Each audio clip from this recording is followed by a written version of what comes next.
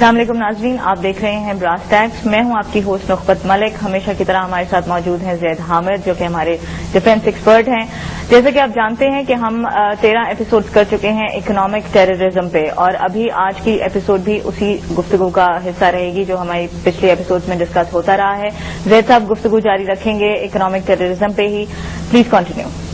پچھلے پروگرام میں پرٹیکولرلی ان سٹیپس کی بات کی تھی جو حکومت وقت کو لینے چاہیے. ہم نے آغاز اپنے پروگرام کا قائد اعظم کی اس اسپیچ سے کیا تھا جو انہوں نے پاکستان کی پہلی قانون ساز اسمبلی سے کی تھی، جس میں انہوں نے وہ قاعدے بتائے تھے، وہ سٹیپس بتائے تھے کہ جو پاکستان کی آنے والی حکومت کو سب سے پہلے لینے ہیں، جس میں لا اینڈ آرڈر کی بات انہوں نے کی تھی، جس میں انہوں نے برائبری اور کرپشن کے خاتمے کی بات کی تھی، جس میں انہوں نے جو باتیں کی تھی جن کا مفہوم یہ تھا کہ پاکستان کو ایک اسلامک ویلفیئر اسٹیٹ بنانے کے لیے جن سٹیپس کی ضرورت ہے ان کو حکومت وقت کو لینے چاہیے. ہم نے ساتھ ساتھ یہ میجرز بھی ڈسکس کیے کہ پاکستان کی حکومت کو اپنی فوڈ سیکیورٹی اشور کرنے کے لیے پاکستان کے عوام کو غلہ، خوراک اور کھانے پینے کی چیزیں پہنچانے کے لیے آنے والے عالمی حالات کے پس منظر میں ہمیں کیا سٹیپس لینے چاہیے. ہمیں کس طرح اپنے پانی سیکیور کرنا ہے، کس طرح ہمیں فوڈ سپلائی سیکیور کرنی ہے، کس طرح ہمیں فوڈ سٹاکس جمع کرنے ہیں، کس طرح ہمیں ایگریکلچر پہ ایمفسائز کرنا ہے کہ پوری دنیا میں جو قحط برپا ہونے جا رہا ہے پاکستان کے لوگ آنے والے وقتوں میں کھانے اور خوراک کے معاملے میں خود کفیل ہو سکیں. آج ہم قائد اعظم کی ایک اور غیر معمولی تقریر کی طرف پہلے آئیں گے، اس سے پہلے کہ ہم ان سٹیپس کی بات کریں جو آج کی حکومت وقت کو لینے چاہیے. یہ اتنی غیر معمولی تقریر ہے کہ ہم آپ کو بتائیں کہ ہم خود حیران ہوئے جب ہم نے اس کو دیکھا، کہ ہم نے خود پہلی دفعہ اس تقریر کو اپنے اس پروگرام کی ریسرچ کے دوران دیکھا. And I was stunned. ہم غیر معمولی طور پر حیران ہوئے اس تقریر کو پڑھ کر، کیونکہ اس تقریر کا ایک پس منظر بھی ہے. یہ وہ تقریر ہے جو قائد اعظم نے اسٹیٹ بینک کا افتتاح کرتے ہوئے 1 جولائی 1948 میں کی، یعنی اپنے انتقال سے تقریباً 2 ماہ پہلے. یہ قائد اعظم کی آخری تقریر تھی جو انہوں نے پبلک میں کی، یعنی this was his dying declaration اگر ہم یہ کہیں تو. اور اپنے انتقال سے پہلے جو وہ آخری بات اعلان کر کے گئے ہیں. ہم نے پہلی تقریر پچھلے پروگرام میں کی تھی، آج آخری تقریر کی بات کریں گے. قائد اعظم زیارت میں تھے، طبیعت بہت زیادہ خراب تھی، ڈاکٹرز نے منع کیا کہ آپ سفر نہیں کر سکتے. محترمہ فاطمہ جناح نے بھائی کو روکا. قائد اعظم واز ڈیسپریٹ کہ میں کراچی پہنچوں اور اسٹیٹ بینک کے افتتاح میں جاؤں. کوئی خاص بات تھی جو وہ کہنا چاہ رہے تھے، اور اس بات کے باوجود کہ ان کے انتقال میں اب صرف 2 ماہ رہ گئے تھے، ٹی بی آخری سٹیج پہ جا چکی تھی، ڈاکٹر نے سفر کرنے سے منع کیا تھا اور وہ خود چند قدم بھی نہیں چل سکتے تھے. اس سچویشن میں وہ زیارت سے چلتے ہیں، کراچی آتے ہیں، کراچی میں آ کے اسٹیٹ بینک کے افتتاح کے موقع پر پہنچتے ہیں اور یہ تاریخ ساز تقریر کرتے ہیں جس کو ہماری تاریخ سے چھپا دیا گیا ہے. ہمارے بچوں کو یہ نہیں پڑھائی جاتی، ہمارے میڈیا میں کبھی اس کا ذکر نہیں کیا جاتا، اور ہم برملا اعتراف کریں گے کہ آج تک ہم نے بھی یہ نہیں دیکھی تھی. اپنے اس پروگرام کی ریسرچ کے سلسلے میں جب ہماری نظر اس پر پڑی، اپنے ایک بہت اچھے دوست کے ریفرنس سے کہ جو قائد اعظم کی تقریروں پر کام کر رہے ہیں، تو I was stunned, amazed and to be honest shocked. ایسی غیر معمولی تقریر ہے یہ کہ آج وہ تمام لوگ جو قائد اعظم کے اصولوں پر چلنے کی بات کر رہے ہیں، وہ تمام لوگ جو اپنے آپ کو انلائٹنڈ کہتے ہیں، لبرل سیکولر ڈیموکریٹ کہتے ہیں، یہ ان کے منہ پر بھی ایک تماچا ہے. اور ان تمام لوگوں کے لیے جو پاکستان کا ایک اکنامک ماڈل بنانا چاہتے ہیں، ان کے لیے ایک مشعل راہ ہے. آج ہم اس تقریر کے حوالے سے پہلے آپ سے بات کرتے ہیں. I would like to quote that speech here, اور اس کو ہم براہ راست اردو میں ترجمہ کرتے جائیں گے. میرے پاس انگریزی میں لکھی ہے وہ. قائد اعظم نے فرمایا کہ اپنی اسٹیٹ بینک کے افتتاح کی تقریر پر کہ میں بہت بے چینی کے ساتھ اسٹیٹ بینک کی ریسرچ کو دیکھوں گا، کیونکہ وہ ایک ایسی بینکنگ پریکٹسز کا پاکستان میں اجرا کر سکے کہ جو اسلامی بنیادوں پر قائم ہو اور معاشرے میں عدل قائم کر سکے. جو مغرب نے اکنامک سسٹم دیا ہے وہ اس قدر بیکار اور ناکارہ ہے کہ وہ انسانیت کی تمام تر مشکلات کو دور کرنے میں ناکام ہو چکا ہے اور دنیا کو تباہی سے صرف کوئی معجزہ ہے جو بچا سکتا ہے۔ اس ویسٹ کے اکنامک سسٹم نے انسان کے درمیان انصاف نہیں کیا اور اس کی وجہ سے دنیا میں جنگیں برپا ہوئی ہیں، حتیٰ کہ 2 عالمی جنگیں بھی مغرب کے اکنامک سسٹم نے برپا کی ہیں۔ یہ قائد اعظم کہہ رہے ہیں 1948 کی اسپیچ میں۔ اگلا جو پیراگراف ان کا ہے کہ مغربی دنیا نے بہت ترقی کر لی ہے، ان کی میکنائزیشن، ان کی انڈسٹری، مگر اس کے باوجود تاریخ انسانیت میں اتنا بڑا میس، اتنی بڑی تباہی کبھی کریٹ نہیں ہوئی جتنی آج کریٹ ہو چکی ہے۔ اگر مغرب کا اکنامک ماڈل آپ نے اڈاپٹ کیا تو ہم کبھی بھی اپنے مقاصد کو حاصل نہیں کر سکیں گے اور کبھی بھی انسانوں کو خوشحال نہیں بنا سکیں گے، یہ قائد اعظم کہہ رہے ہیں۔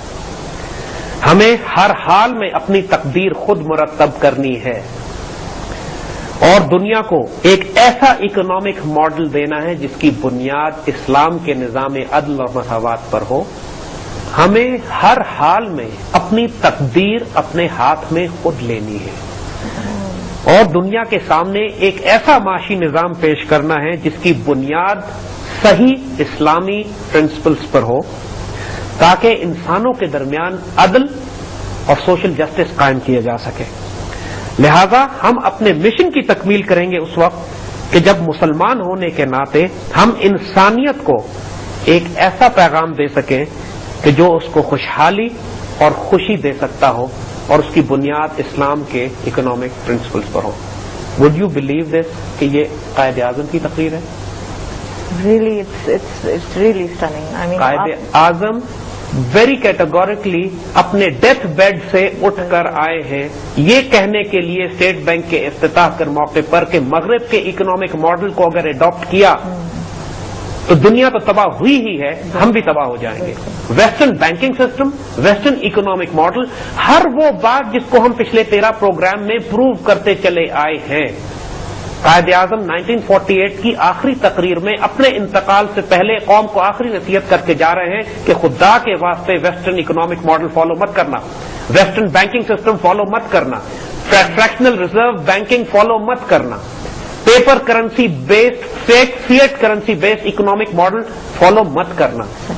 اپنے اکنامک ماڈل کی بنیاد پرنسپلز آف ایکویلٹی، جسٹس پہ رکھنا، عدل پہ رکھنا، احسان پہ رکھنا، اس معاملات پہ رکھنا کہ جو اسلام کے اکنامک ماڈل نے تمہیں دیے ہیں، بالکل، اور تاکہ تم دنیا کے آگے بھی سرخرو ہو، انسانیت کے لیے بھی مشعل راہ ہو اور اپنے لیے بھی خوشحال معاشرہ قائم کر سکو۔ چونکہ مغرب کے اکنامک ماڈل نے دنیا کو تباہی کے ایک ایسے دہانے پر کھڑا کر دیا ہے کہ اب اس سے معجزہ ہی ہے جو دنیا کو تباہی سے بچا سکتا ہے۔ یہ ساری باتیں ہم پروف کر چکے تھے اور قائد اعظم کی آخری نصیحت اس قوم کو بھی۔ ناظرین ویلکم بیک، اور گفتگو کا جاری رکھیں گے سلسلہ وہیں سے۔ جی زید صاحب پلیز کنٹینیو۔ دیکھیے، ہم نے پہلے جو بات آپ سے کہی کہ قائد اعظم کی یہ تقریر جو انہوں نے اپنے انتقال سے صرف 1.5 ماہ پہلے کی، اتنی سٹننگ ہے جس میں وہ تمام باتیں جو ہم پچھلے پروگراموں میں کرتے چلے آئے ہیں پروو ہو جاتی ہیں۔ یہ بات کیٹیگوریکلی ڈیفائن کر دی گئی ہے۔ آپ کسی بھی نقطہ نظر سے دیکھیں، چاہے آپ purely Islamic point of view سے دیکھیں یا آپ اکنامک پوائنٹ آف ویو سے دیکھیں یا آپ ہسٹوریکل پوائنٹ آف ویو سے دیکھیں، آج کے modern زائنسٹ paper currency based fractional reserve banking system سے زیادہ ناپاک اور پلیت اکنامک سسٹم انسانیت نے نہیں بنایا۔ انسان تباہی کے دہانے پر پہنچ چکا ہے، تباہی اور بربادی مقدر ہو چکی ہے انسانیت کا اگر اسی سسٹم کو فالو کیا گیا۔ زائنسٹ اکنامک ماڈل کا مقصد یہ ہے کہ پوری دنیا کے انسانوں کو بھوکا، فاقے میں، قحط میں مبتلا کر کے ہلاک کیا جائے۔ ان کے اپنے ڈاکومنٹس اور پیپرز اب یہ کہہ رہے ہیں کہ دنیا کی 6 ارب آبادی ہو چکی ہے، ہم اس آبادی کو کم کر کے 1 ارب تک لے کر آئیں گے، یعنی 5 ارب انسانوں کو قتل کرنے کا پلان ان کا اگلے 20 سال کے اندر ہے، جس میں قحط کے ذریعے، فاقوں کے ذریعے، جنگوں کے ذریعے اور بیماریوں کے ذریعے آبادیاں کم کی جائیں گی۔ کیونکہ جنگ برپا کرنا ذرا ایک مہنگا پروسیس ہے، جنگ برپا کرنے میں خود ان کے بھی مارے جاتے ہیں، جیسا بیماریاں اور قحط ایک زیادہ آسان طریقہ ہے۔ قحط کے نتیجے میں یہ فوڈ سپلائی چونکہ خود کنٹرول کرتے ہیں، قحط برپا کرنا آسان ہے۔ بیماریاں کیونکہ دوائیاں یہ خود بناتے ہیں، لہذا بیماریاں برپا کر کے اپنے لیے یہ ویکسین اور دوائیاں تو پیدا کر سکتے ہیں، لیکن پوری دنیا کے انسانوں کو ایڈز کی مثال ہے، پورے افریقہ میں ریٹرو وائرل ڈرگ جو یہ خود بناتے ہیں، اتنی مہنگی بیچتے ہیں کہ افریقہ کے غریب عوام اس کو افورڈ ہی نہیں کر سکتے اور کروڑوں کی تعداد میں مکھیوں کی طرح مر رہے ہیں. یہ ہے تحفہ ویسٹرن اکنامک ماڈل کا. اب چونکہ ہم نے پاکستان کے حوالے سے بات کرنی ہے، پاکستان کی حکومت کو میجرز اب آئندہ کیا لینے ہیں وہ ہم آگے ڈسکس کریں گے اکنامک سسٹم کو چینج کرنے کے حوالے سے. لیکن فی الحال تو ہم کچھ وہ میجرز بتاتے ہیں کہ جو بیسک سیکیورٹی اچیو کرنے کے لیے حکومت کو لینے چاہیے. جیسے ہم نے کہا پہلے فوڈ سیکیورٹی کے ہم نے پچھلے اس پروگرام میں ہم سٹارٹ کرتے ہیں فیول سیکیورٹی سے. جب فوڈ سیکیور ہو ہماری قوم کے پاس اور فیول سیکیور ہو تو آپ کم از کم اپنی تجارت کا، اپنی معیشت کا پہیہ چلا سکتے ہیں. آپ اپنا اکنامک سسٹم کو جاری رکھ سکتے ہیں. فیکٹریاں بند ہو جائیں، کارخانے بند ہو جائیں، تجارت بند ہو جائے تو ملک کی معیشت تباہ برباد ہو جاتی ہے. اور ہمارے انڈسٹریلسٹ کا حال یہ ہے کہ وہ مہنگی بجلی بھی خریدنے کو تیار ہیں. پرابلم یہ ہے کہ بجلی ہے ہی نہیں. جو پچھلے 8 سال میں 1 میگا واٹ بجلی بھی اس ملک میں داخل نہیں کی گئی. اچھی طرح جانتے بوجھتے کہ ملک کی معیشت اور آبادی اور اکانومی بڑھ رہی ہے اور بجلی کو اور توانائی کی ضرورت ہوگی. اس کی وجہ ہم پہلے ڈیفائن کر چکے ہیں کہ فائنانس منسٹر اس ملک میں ہمیشہ ورلڈ بینک اور IMF کے انٹرنیشنل بینکنگ سسٹم سے بھیجے جاتے ہیں، جن کا کام یہ ہوتا ہے کہ اس ملک کی اکانومی کو بیڑا غرق کر کے رکھو یا ڈیپینڈنٹ کر کے رکھو کہ یہ ڈیولپ نہ ہو جائے. یہاں کوئلے کے ذخیروں پہ کبھی کام نہیں کیا گیا. یہ تیل اور گیس کی کھدائی اس طرح نہیں کی گئی جس طرح کرنی چاہیے تھی. انرجی کے جو آلٹرنیٹ سورسز ہمارے پاس اپنے موجود ہیں کبھی ان کو استعمال نہیں کیا گیا. توانائی کے لیے وہ سورسز استعمال کیے گئے، تیل، گیس، پیٹرول اور تیل اور فرنس آئل اور کیروسین آئل جو دنیا میں مہنگی ترین بجلی پیدا کرتے ہیں وہ اس ملک میں کانسنٹریٹ ان پہ کیا گیا. یہ سارا پلان تھا اس قوم کو توانائی سے محروم کرنے کا. توانائی سے کم ہوں گی، فیکٹری انڈسٹری چلنا بند ہو جائیں گی، ٹیوب ویل کنویں چلنا بند ہو جائیں گے، ٹریکٹر بلڈوزر چلنا بند ہو جائیں گے، ایگریکلچر بھی متاثر ہوتی ہے. ہم حکومت کو جو اسٹیپس لینے ہیں وہ 2 حصوں میں. دیکھیے پہلا حکومت کے اسٹیپس وہ ہیں کہ جو پاکستان کے اندر اس کو لینے ہیں. دوسرے میجرز اس کے وہ ہیں جو ملک سے باہر اس کو لینے ہیں. تو ہم نے ابھی تک جو ڈسکس کیے ہیں اسٹیپس وہ پاکستان کے اندر چیزوں کو سیکیور کرنے کے حوالے سے. آج ہم اس کا دوسرا اسپیکٹ ڈسکس کرتے ہیں، فیول سیکیورٹی. قائد اعظم کی تقریر پر ہم آگے آئیں گے دوبارہ. دیکھیے سب سے پہلی ریکوائرمنٹ فیول سیکیورٹی کے حوالے سے یہ ہے کہ اپنے ملک کے جو فیول کے ایسٹس ہیں ان کو وار فوٹنگز پہ ڈیولپ کرنا ہے. ہم نے جب پچھلے پروگراموں میں اپنے کوئلے کی ذخیروں کی بات کی جو سندھ میں موجود ہیں، اس کے بعد وہ بھیڑیے جو ہمارے ملک میں موجود ہیں اور حکومتی سطحوں پہ موجود ہیں ان میں آپس میں جنگ شروع ہو گئی ہمارے اس پروگرام کے بعد. جب ان کو یہ معلوم ہوا کہ اتنے قیمتی ذخائر سندھ میں موجود ہیں تو ان کے منہ سے رال ٹپکنے لگی. یہاں اب یہ بات جھڑپ شروع ہو گئی ہے کہ یہ ذخائر سندھ کے ہیں یا یہ ذخائر پاکستان کے ہیں. جس طرح وہ آرگومنٹ وہ تمام لوگ کہ جو پاکستان کے صوبوں میں پھوٹ ڈلوانا چاہتے ہیں، فیڈریشن کو کمزور کرنا چاہتے ہیں، وہ ان بحثوں کو جاری کر رہے ہیں. جو کچھ پاکستان میں ہے پاکستان کے عوام کا ہے. یہ بات ہم نے پہلے بھی کہی تھی کہ سندھ کی اگر پورٹ ہے تو پورا پاکستان استعمال کرتا ہے، بلوچستان کی گیس پورے ملک میں جاتی ہے، سرحد کی بجلی پورا ملک استعمال کرتا ہے، کشمیر کا پانی پورے ملک کے پاس آتا ہے اور پنجاب کا غلہ پورا ملک استعمال کرتا ہے. جو کچھ ہے گھر کے بھائیوں میں جو پھوٹ ڈلواتا ہے وہ بدترین دشمن ہے اس ملک، قوم و ملت کا. ایک بات ہم آپ کو اور بتائیں، ہم نے تو یہ بھی سنا ہے اور ذرا محتاط رہیے گا کوئی ایسا نہ کر جائے.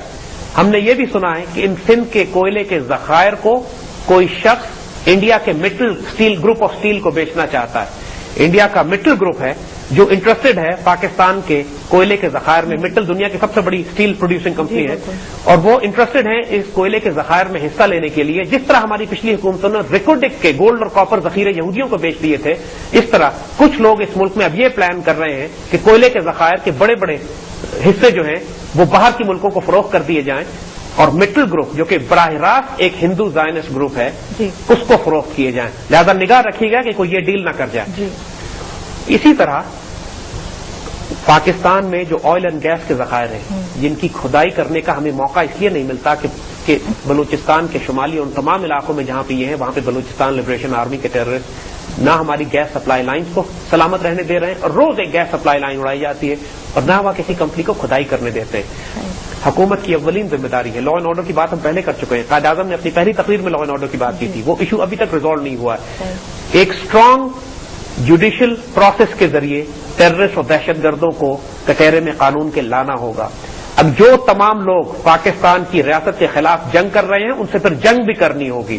یہ وار فوٹنگ پہ جنگ ہوگی. یہ کوئی بلوچستان کے حقوق کے خلاف بات نہیں ہو رہی کہ Indian sponsored Balochistan liberation army یا مکتی بانی کے دہشت گردوں کو اگر ایسٹ پاکستان میں مارا گیا تھا تو یہ کوئی اپنے لوگوں کے خلاف جنگ نہیں تھی، وہ انڈین اسپانسرڈ دہشت گرد گنڈے تھے جن کا مقصد پاکستان کی ریاست کو توڑنا تھا، اور چونکہ ان کے خلاف سٹیپس مضبوط نہیں لیے گیا تو ریاست کو نقصان پہنچا۔ اسی طریقے سے بلوچستان لبریشن آرمی کے تمام کمانڈر افغانستان میں یا مارے جاتے ہیں یا وہاں پائے جاتے ہیں یا وہاں تربیت پاتے ہیں یا وہاں سے اسلحہ لے کر آتے ہیں، اور ان پہ کسی قسم کی نرمی کرنے کی ضرورت نہیں ہے۔ بلوچستان کو ہر حال میں کھولنا پڑے گا کیونکہ یہ پاکستان کی ریاست کی امانت ہے۔ اور ایک بات ہم یہاں پہ اور بتانا چاہیں، کیونکہ ریاست کے حوالے سے یہ لوگ تفرقہ ڈالنے کی بات کرتے ہیں، صوبوں کو آپس میں توڑنا چاہتے ہیں، پاکستان کی فیڈریشن کو کمزور کرنا چاہتے ہیں، ہم گوادر کے حوالے سے بہت اہم بات ایک کرنا چاہیں گے۔ یہاں پہ گوادر کی تاریخ ہمارے ملک کو نہ بتائی جاتی ہے نہ پتا ہے لوگوں کو۔ 1860 میں 30s 40s 50s آس پاس، یعنی یہ 19ویں صدی کے آخر کی بات ہے، یہ درمیان کی بات ہے کہ بلوچستان کے کچھ لوگوں نے، کچھ سرداروں نے گوادر کو انگریزوں کے ہاتھ بیچ دیا تھا۔ یہ بات ہماری قوم کو نہیں معلوم کہ جب پاکستان بنا تھا تو اس وقت گوادر پاکستان کا حصہ نہیں تھا۔ بالکل۔ گوادر کو 100 سال تک انگریزوں نے اپنے قبضے میں رکھا، عمان کی حکومت کے ذریعے وہ اس پر حکومت کرتے تھے، عمان میں برٹش کالونی تھی۔ جب پاکستان بنا ہے گوادر پاکستان کا حصہ نہیں تھا، گوادر عمان کا حصہ تھا۔ 1957 میں حکومت پاکستان نے پورے پاکستان کی عوام سے چندہ اکٹھا کر کے، ٹیکس جمع کر کے، پیسے جمع کر کے عمان کی حکومت سے گوادر کو خریدا ہے۔ گوادر پورے پاکستان کی عوام نے خون پسینے کی کمائی سے مل کر واپس خریدا ہے۔ دیکھیے، اپنی دھرتی، اپنی زمین، دھرتی ماں ہوتی ہے۔ سوال آج گوادر پر اپنا حق جتانے والے بلوچستان لبریشن آرمی کے دہشت گرد یہ کیوں نہیں بتاتے کہ ان کے باپ دادا نے اپنی دھرتی ماں بیچ دی تھی انگریزوں کو، اور پوری پاکستانی قوم نے اپنے خون پسینے کی کمائی سے ماں واپس خریدی ہے ان کی؟ یہ دھرتی ماں ہے ہماری، اس سے ہمارا رزق، ہمارا وجود اس پاکستان کے ساتھ وابستہ ہے۔ جو اس کو نقصان پہنچانے کی بات کرے گا، اللہ کی قسم وہ اللہ رسول کا بھی دشمن ہے، اور ہم بھی شدید سختی کریں گے اس کے اوپر، اور کرنی چاہیے۔ یہ کیوں نہیں بتاتا یہ آج بلوچستان لبریشن آرمی کے بلوچوں کے حقوق کی بات کرنے والے کہ ہم نے خود اپنی دھرتی ماں کو انگریزوں کے ہاتھ بیچا تھا اور پوری پاکستانی قوم نے واپس خریدا ہے گوادر؟ اور جس طرح پاکستان کا چپا چپا پورے پاکستان کے ہر شہید کی امانت ہے جس نے اس ملک کی آبرو کے لیے اپنی جان دی ہے۔ ان 20 لاکھ مسلمانوں نے سندھ، بلوچستان اور سرحد کے لیے قربانیاں نہیں دی تھیں، انہوں نے ریاست پاکستان کے لیے اپنی جانیں دی تھی، اور اس مقدس امانت کی ہم نے ہر حال میں حفاظت کرنی ہے۔ بالکل۔ نالج اور پلیز دیکھیے، جیسے ہم نے بات آپ سے کہی کہ جو فنڈامنٹل ایسپیکٹ یاد رکھنے کا ہے کہ پاکستان کے اندر جو خزانے ہیں وہ پاکستان کے شہداء کے، پاکستان کے عوام کے، پاکستان سے محبت کرنے والوں کے اور پاکستان کی ریاست کے ہیں۔ سندھ کا کوئی وجود نہیں ہے پاکستان کے علاوہ، بلوچستان، سرحد، فرنٹیئر کشمیر، پنجاب، کوئی وجود نہیں ہے ہمارا اگر ہم جسم کے اعضاء کاٹ کے الگ کر دیں تو یہ ہم ایک وجود ہیں۔ اور جو شخص یہ بات کرتا ہے یہ میرے تیرے کی جھڑپ، صوبوں اور مرکز کی جھڑپ، آپ صوبوں کی آپس میں جھڑپ، شکلیں پہچان لیجیے گا، غدار ہیں یہ لوگ، آپ کی آبرو بیچ ڈالیں گے یہ۔ سر، یہاں پہ آپ کو انٹرپٹ کروں گی میں، بتائیے کہ اگر اس طرح سے ہے، پاکستان کا حصہ ہے، ان کا وجود نہیں ہے پاکستان کے بغیر، پھر یہ بات شروع کہاں سے ہوئی، کیسے، یہ کس بیس پہ یہ لوگ کہتے ہیں؟ یہ وہی آرگومنٹس ہیں کہ جو مجیب الرحمان نے مشرقی پاکستان توڑنے سے پہلے دیے تھے۔ جی، وہ یہی اعتراض کیا کرتا تھا کہ ہمارے پٹسن کے پیسے سے اسلام آباد آباد کیا گیا ہے، صحیح، ہماری پٹسن سے یہ پورا مغربی پاکستان ہے جو کما رہا ہے۔ غلطیاں کوتاہیاں ہوتی ہیں، جھگڑے ہوتے ہیں گھر کے اندر، بھائی بھائی بھی آپس میں لڑ پڑتے ہیں، لیکن جو گھر کو جلانے کی بات کرتا ہے وہ اسلام کا، پاکستان کا، مسلمانوں کا اور ان لاکھوں لوگوں کا جنہوں نے اپنے جان، مال، عزت اور آبرو قربان کیے ہیں اس ملک کی عزت اور آبرو کی حفاظت کے لیے اور اس کی سرحدوں کی حفاظت کے لیے۔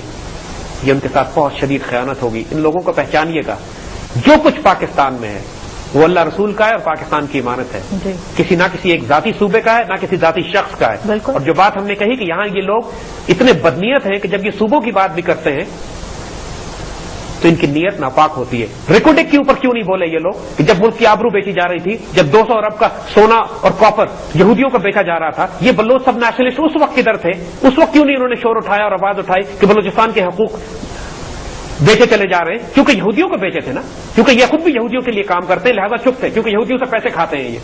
لیکن اگر اسلام آباد، پاکستان کا مرکز، پاکستان کا وجود، پاکستان کی قوم اگر ذرا سا بھی کوئی حصہ اس کے اندر چلے جو پورے پاکستان پر استعمال ہوتے ہیں تو ان کو آگ لگ جاتی ہے۔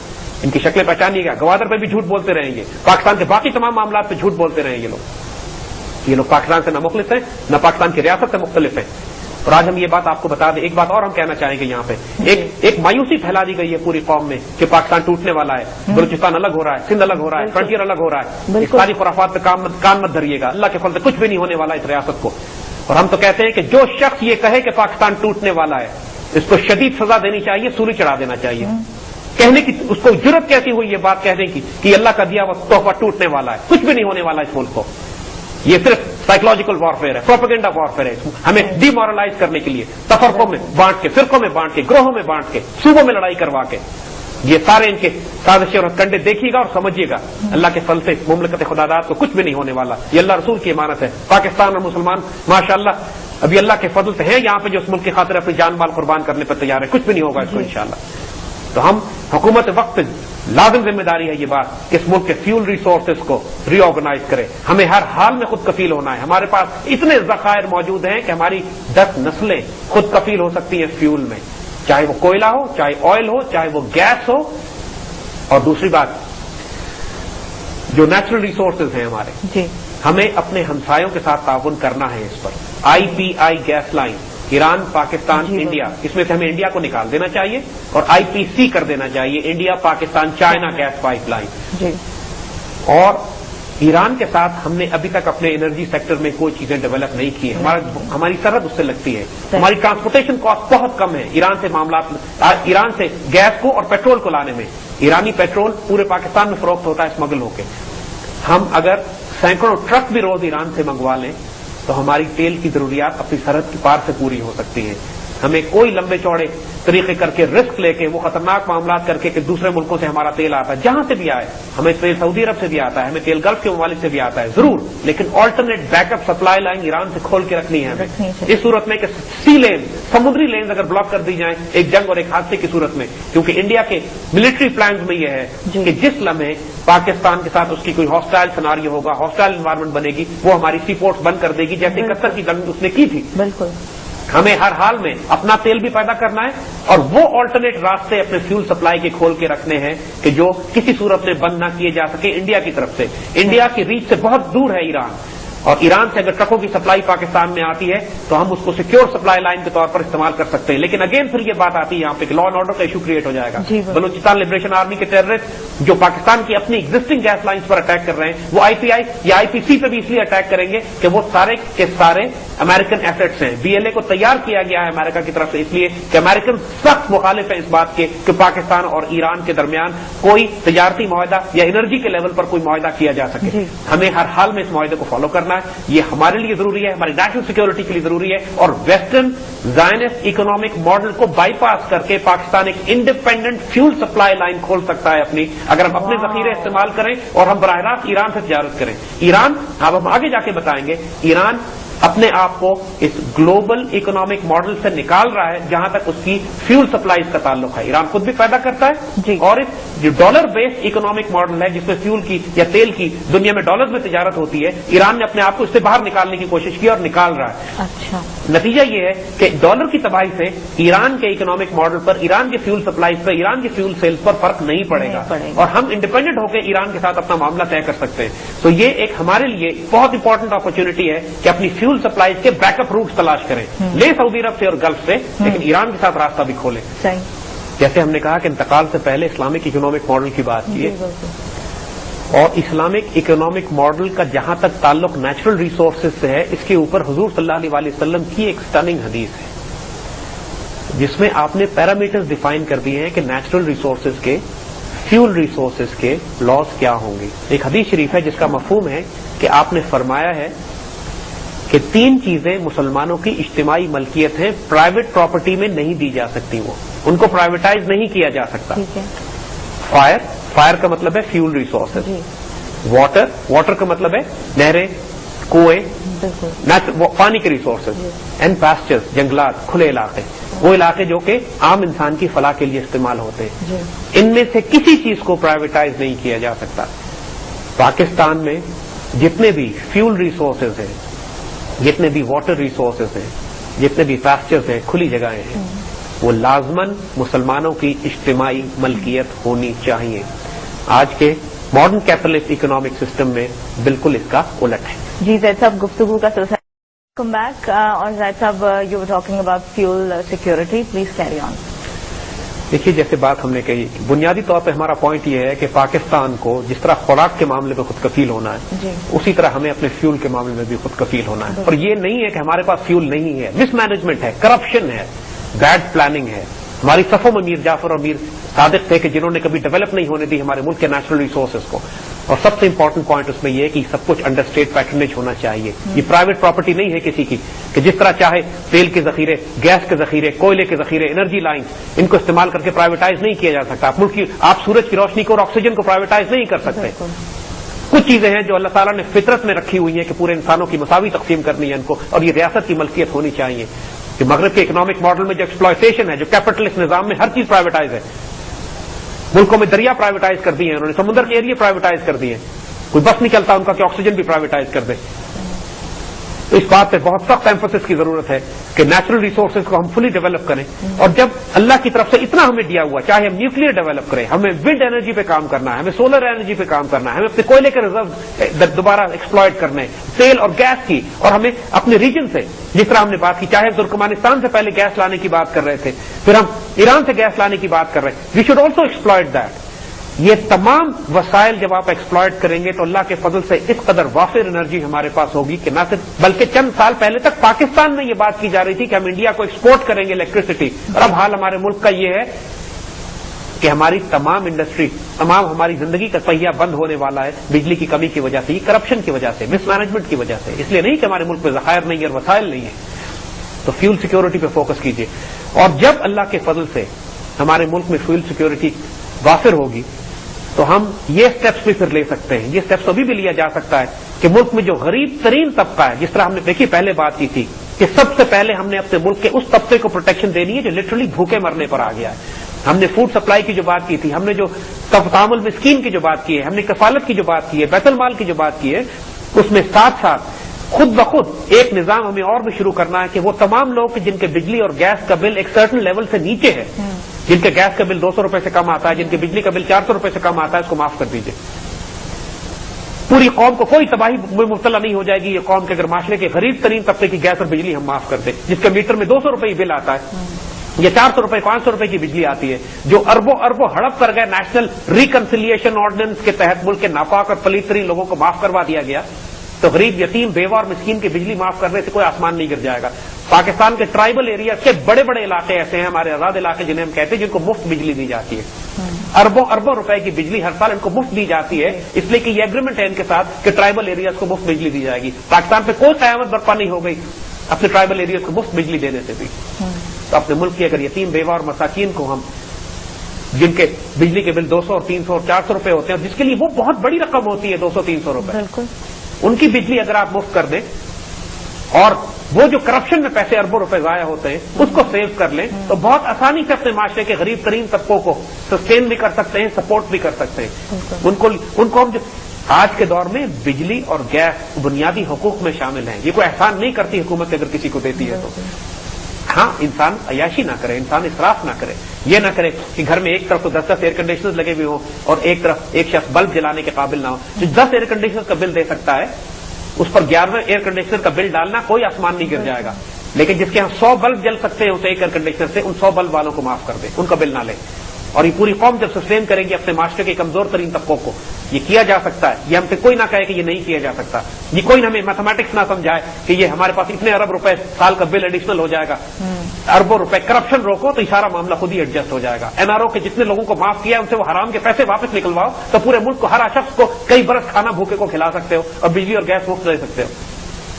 ये जो हमारे यहाँ साइकिल चोर को तो 7 साल की सजा देते हैं, जो मुल्क की आबरू बेच देता है उसको फारिग कर देते हैं, मुल्क का सरबराह बनाते हैं, मुल्क का सरबराह बना देते। तो अल्लाह रहम करे, फारिग कर देते। हम इस मामले में फिर एम्फसाइज करेंगे।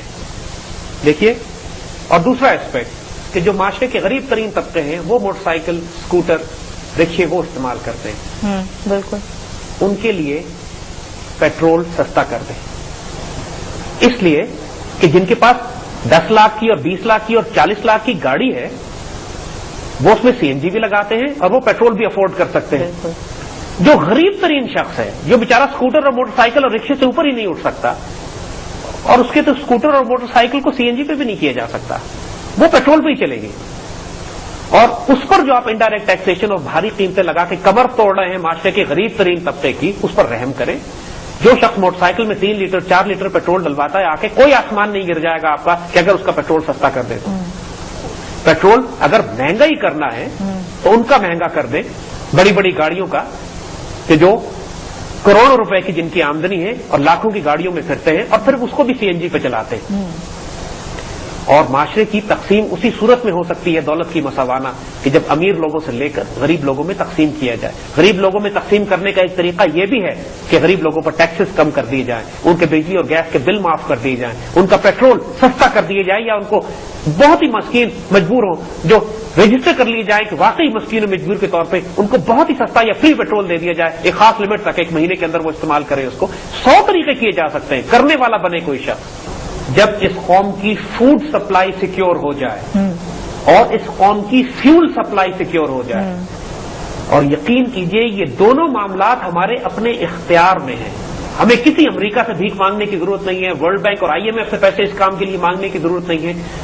یہ سارے کام ہمارے اختیار میں ہیں، اور اگر ہماری حکومتیں نہیں کرتی ہیں تو خائن ہیں، بدکار ہیں، کرپٹ ہیں. اور ایوریج انٹیلیجنس کا شخص بھی یہ دیکھ سکتا ہے کہ ان ساری چیزوں کو مینج کیسے کیا جائے. ہم سارے اسٹیپس بھی بتا چکے ہیں، اور جب حکومت وقت ہوتی ہے اس کے پاس اختیار اتنے ہوتے ہیں کہ ان سب چیزوں کو مینج کیا جا سکتا ہے. جب لا اینڈ آرڈر بہتر ہوگا، جو حکومت کی ذمہ داری ہے، جوڈیشری پرفارم کرے، عدالتیں پرفارم کریں، جب ملک کے اندر عدل اور انصاف ہو، جب ملک میں لا اینڈ آرڈر کی صورتحال بہتر ہو، جب ملک میں فیول ریسورسز اپنی جگہ پہ موجود ہوں، جب ملک میں فوڈ سپلائی سیکیور ہو، پھر پوری دنیا میں قیامت آتی رہے. ملک بھوکا پیاسا نہیں مرتا. ہم اپنے ڈیفینسز کو، اپنے اکانومی کو، اپنے معاشرے کو، اپنے سوسائٹی کو ہم محفوظ کر سکتے ہیں، سیکیور کر سکتے ہیں. اور اکنامک ماڈل پھر ہم ایسا بنا سکتے ہیں کہ جو معاشرے کے غریب ترین طبقوں کو محفوظ کرتا ہو. غریب ترین طبقے ایک طرح سے پورے معاشرہ ان کی کفالت اٹھاتا ہے. ان سب کو ہم آگے ڈسکس کریں گے. تو ہمارا ایمفسس اس بات کے اوپر ہے پہلے کہ تمام تر زور اس بات پہ لگا دیجئے کہ ہر حال میں پاکستان کو اگلے 2 سال کے اندر فیول کے معاملے میں خود کفیل ہونا ہے. And it can be done. It's a doable job. یہ امپاسبلٹی نہیں ہے. جو حکومت کرے گی اس ملک کے ساتھ خیر کرے گی. آپ میجر کر لیجئے اس حکمران کو جو ان ایریاز پر فوکس نہیں کر رہا وہ خائن ہے، وہ ناپاک ہے. اور جو اس پر کام کر رہا ہے ملک و قوم کو فلاح دینے کے لیے، دولت کی مساوانہ تقسیم کے لیے، فیول اور انرجی ریسورسز کو، فوڈ ریسورس کو سیکیور کرنے کے لیے، اس کی مدد کیجیے، اس کے لیے دعا کیجیے، کیونکہ وہ اس ملک کی بہتری چاہتا ہے. اس معاملات کے بعد اب ہم اگلا اسٹیپ ڈسکس کریں گے بینکنگ سسٹم کے حوالے سے. وہ جو قائد اعظم کی اپنی تقریر میں تھا کہ ویسٹرن بینکنگ سسٹم دنیا کے لیے عذاب ہے اور ایک معجزہ ہی ہو سکتا ہے جو دنیا کو تباہی سے بچائے. اب اس کا آلٹرنیٹ کیا ہے وہ انشاءاللہ ہم آگے ڈسکس کریں گے. جی یہیں پہ ایک چھوٹا جی ناظرین ویلکم بیک. اور زید صاحب آپ نے ابھی تک جتنے بھی میجرز ڈسکس کیے ہیں اس سے مجھے یہ فیلنگ ہو رہی ہے کہ اس وقت ہماری سوسائٹی میں مڈل کلاس تو ختم ہو گئی ہے. جتنے آپ نے اس وقت میجرز لیے بتائے ہیں پروگرام میں، اور یہ سارے تو مڈل کلاس کو بیسیکلی سپورٹ کرتے ہیں، لیکن نظام اس طرح کا بن گیا ہے کہ غریب سے غریب تر ہوتا جا رہا ہے اور امیر جو ہے وہ امیر تر ہوتا جا رہا ہے. مڈل کلاس تو بالکل ختم ہو کے رہ گئی ہے. آپ پلیز کنٹینیو کریے ہم آگے بات کو. دیکھیے آپ کی بات بالکل ٹھیک ہے. ہمارا جو ایمفسس ہے وہ اس اسلامک اکنامک ماڈل پر ہے کہ جس میں دولت کی مساوی تقسیم ہوتی ہے. جی یعنی مساوی تقسیم کا مطلب ہے کہ نہ کوئی اپر کلاس ہو، نہ کوئی لوور کلاس ہو، نہ کوئی مڈل کلاس ہو. ہر انسان ایک بیئر منیمم لیول تو ہر انسان کی ضرورت پوری ہوتی ہو. معاشرے میں امیر غریب طبقے رہتے ہیں، ہمیشہ ہر دور میں رہے ہیں، لیکن کوئی بلو پاورٹی لائن نہیں ہوتا. کوئی ایسا نہیں ہوتا جو بھوکا پیاسا ہو، اس کو کھانے کے فاقے کے لالے پڑے ہوئے ہوں. کوئی ایسا نہیں ہوتا جس کے سر پہ چھت کی پریشانی ہو، اس کے پاس سواری نہ ہو، اس کو علاج مال جائے، تعلیم، کپڑے، لباس، اپنے بچوں کا تفریح، یہ سب چیزیں اس کو میسر نہ ہو. جب آپ یہ سب چیزیں مہیا کرتے ہیں پورے انسانوں کو، تمام انسانوں کو، تو آپ خود بخود ان کو لوور کلاس سے نکال کر مڈل کلاس میں لاتے ہیں. اور مڈل کلاس ہی سب سے بڑی ہونی چاہیے ایک معاشرے میں کہ معاشرے کے غریب ترین طبقے تھوڑے ہوں یا کم ہوں یا ہو ہی نہیں. کیونکہ ہماری تاریخ میں ایسی مثالیں موجود ہیں کہ لوگ زکات لے کر پھرتے رہے ہیں اور کوئی زکات لینے والا نہیں ہوتا تھا. تو اس کا مطلب ہے کہ زکات دینے والے تھے اور زکات لینے والے یا تو خوشحال تھے ہی نہیں، یا اتنے غیرت مند تھے کہ وہ زکات نہیں لینا چاہتے تھے اور کام کر کے کمانا چاہتے تھے. ان کے پاس امپلائمنٹ اپرچونیٹیز تھی، ان کے پاس کام کرنے کا طریقہ کار تھا، ان کے پاس وہ بوجھ نہیں بننا چاہتے تھے. اتنے غیرت مند تھے کہ زکات لینا نہیں چاہتے تھے لیکن بھوکے نہیں مرتے تھے اس لیے کہ کام کر سکتے تھے. بالکل اسلامک اکنامک ماڈل میں آپ کو خودداری اور عزت کے ساتھ روزگار دیا جاتا ہے. آپ کا پورا معاشرہ کفالت کرتا ہے اور دھیان کرتا ہے. آپ کو اپنی پرائیویٹ انشورنس نہیں کرانی پڑتی اپنے بچوں کا دھیان کرنے کے لیے. پورا معاشرہ اور اسٹیٹ اور حکومت کی ذمہ داری ہوتی ہے. سیدنا عمر رضی اللہ تعالیٰ عنہ فرماتے ہیں کہ دجلہ کے کنارے کتا بھوکا مرے گا تو میں ذمہ دار ہوں اس کا. کائنات میں کوئی اکنامک ماڈل اس طرح کی مثال دے سکتا ہے کہ خلیفہ وقت 1000 میل دور دریا کے کنارے مرے ہوئے کتے کی ذمہ داری بھی سنبھالے کہ بھوک سے کیوں مرا ہو؟ یہ اسلامک اکنامک ماڈل ہے اور یہ اللہ کی قسم اس ویسٹرن زائنسٹ اکنامک ماڈل میں اچیو نہیں ہو سکتا کہ جو کی بنیاد اس بات پر ہے کہ امیر کو امیر تر اور غریب کو غریب تر کیا جائے. We have no choice now, we have absolutely no choice. Quaid Azam کی آخری تقریر کو بھی صرف اگر ذہن میں رکھیں تو جس میں انہوں نے اس ماڈرن بینکنگ سسٹم کو اٹیک کر کے کہا تھا کہ معجزہ ہی مغرب کو تباہی سے بچا سکتا ہے اور ہم نے اس ماڈل کو اڈاپٹ نہیں کرنا. So this brings us to the concept of modern banking system in Pakistan today. آج پاکستان میں جو بینکنگ کا نظام قائم ہے اب ہم اس پہ بات کریں گے اور یہ ذرا خطرناک ڈومین ہے اس لیے کہ اس کے اوپر ہمیشہ بڑے بڑوں کے پر جلتے رہے بات کرتے ہوئے.